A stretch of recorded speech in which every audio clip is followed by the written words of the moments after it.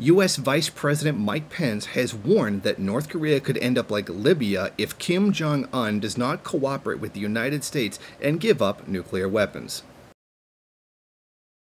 Now, it was on this past Sunday that the U.S. National Security Advisor John Bolton said that he was looking to have a kind of Libya model, a form of regime change that could be possibly used against the DPRK if they did not willingly give up their nuclear weapons. Now, of course, what Bolton was referring to was essentially the proxy invasion and the bombing of Libya that took it from the wealthiest country in Africa to quite possibly the poorest.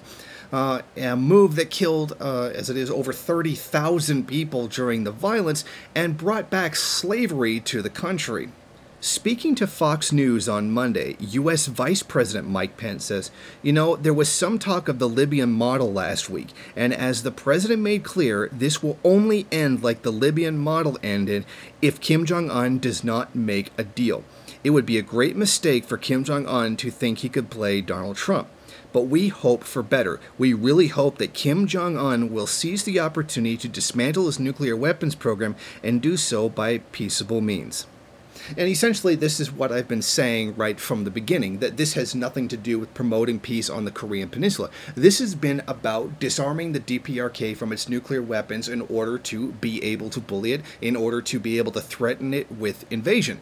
The use of nuclear weapons as a deterrent has been incredibly successful for maintaining the independence of the DPRK. And this is what the United States is essentially afraid of. They are afraid of anyone demonstrating any ability to stand up for themselves against their imperialism. Now, there has been great strides towards peace that have occurred between the South and the North, recently which got canceled because of the hostile talk by the United States government, because of the war games that were scheduled inside of the country. Now, a recent poll does show that the majority of South Koreans do blame the United States for the recent breakdown in peace talks, and we really should keep an eye on the conditions inside of South Korea when this is happening. The #1 advisor to the South Korean president was formerly jailed for supporting the North. He is also a very big advocate of kicking the United States military out of the country. There is a very large anti-U.S. sentiment inside of the South right now. Now, it's clear what Kim Jong-un has done here. He has come out with pledges of peace at the right time. A time when world sentiment is definitely against the United States due to the actions of the, frankly, irresponsible leader of Donald Trump.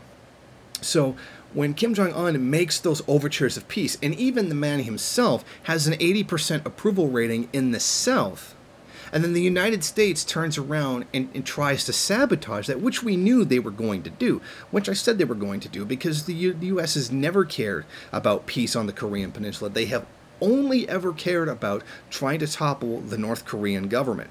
So now what you have is a government that has a lot of people in it that support the idea of kicking the U.S. out of the country, a population that likes Kim Jong-un, a global political climate where the United States is now possibly hated more than it has in recent memory. I mean, this is all working out very well for the DPRK. This has really been beneficial to them. They have never looked better. They have never been in a better position politically at any time in their history with regards to the international situation. All of this has been perfectly played by Kim Jong-un. He has maneuvered this perfectly. Of course, his advisors as well. This talk of trying to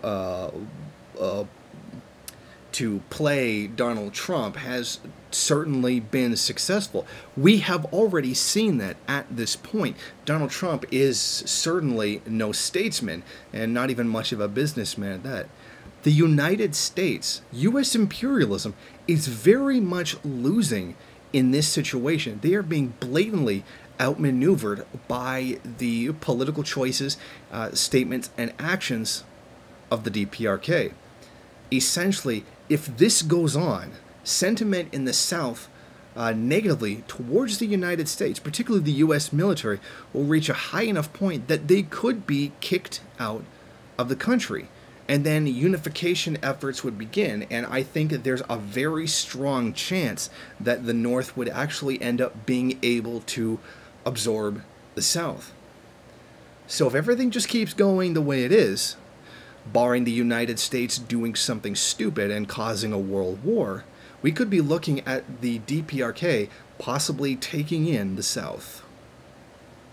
Thank you for watching. If you like this program, then please head over to my Patreon page and set up a monthly donation. It's your donations that keep this program running.